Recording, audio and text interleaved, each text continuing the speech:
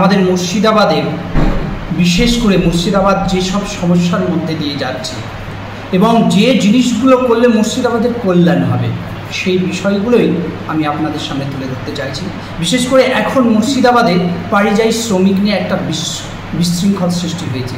আমাদের মুর্শিদাবাদের যেহেতু কোনো ইন্ডাস্ট্রি নেই, যেহেতু কাজ নেই, সেহেতু তারা পরিযায়ী শ্রমিক হতে বাধ্য হচ্ছে। কিন্তু আমরা দেখছি দেশের বিভিন্ন প্রান্তে তাদের উপর অত্যাচার হচ্ছে, এমনকি তাদেরকে মেরে ফেলে দেওয়া হচ্ছে। এরকম অনেকগুলো লাশ আমাদের মুর্শিদাবাদে এসেছে।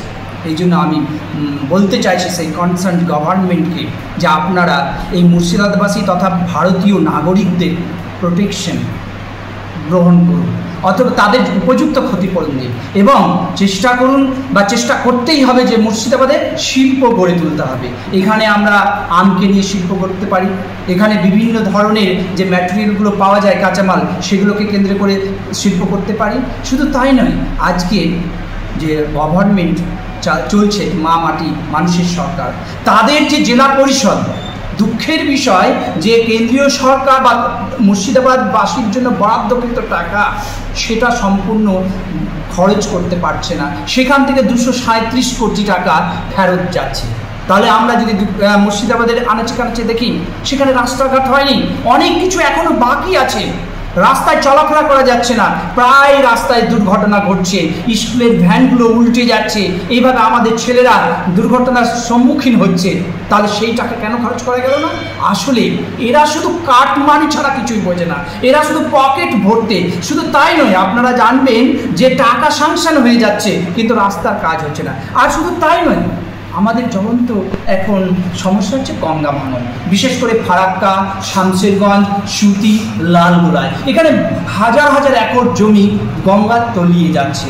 আর কিছুদিন আগে যে ওয়াকফ নিয়ে আন্দোলন করতে গিয়ে আপনারা দেখলেন যে শামশেরগঞ্জে, রঘুনাথগঞ্জে একটা বিশৃঙ্খল সৃষ্টি হলো।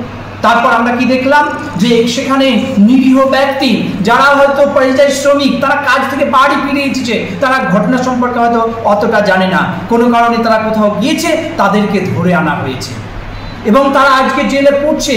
তারাই ছিল আর্নিং মেম্বার, যার ইনকামের ভিত্তিতে সংসার চলে, কিন্তু সেই সংসারগুলো আজকে চলছে না।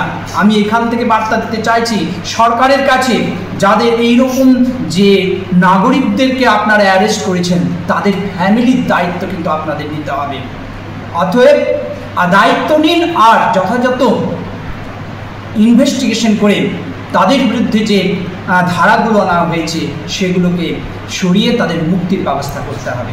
আর এই নিয়েই আমরা আগামী 23শে সেপ্টেম্বর একদিনের অবস্থান বিক্ষোভ কর্মসূচি এবং সেখান থেকে আমরা দুটো ডেপুটেশন দেবো, একটা এসডিও মহাশয়কে এবং এসপি মহাশয়কে। আপনার পরিচয়?